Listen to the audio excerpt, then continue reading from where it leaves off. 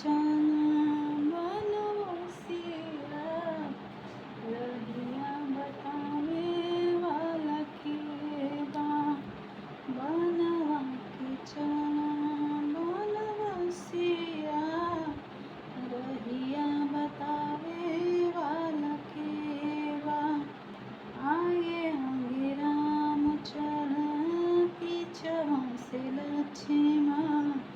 बीचवा में सिया शिव कुमार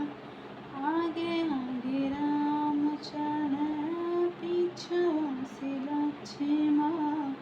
बीचवा में सिया शिव कुमार चली गई रघुकुल की लजिया लजिया बचावे वाला के बा चली गई रघुकुल की लजिया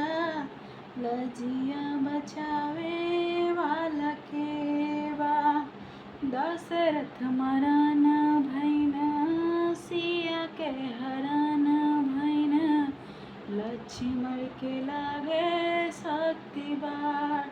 दशरथ मरन भैन सिया के हरन भैन लक्ष्मण के लागे शक्ति बाण पेटवा में धर के अग्निया आगिया बुझावे वाला के बा पेटवा में धर के अग्निया आगिया बुझावे वाला के बा बनवा के चना बनवसिया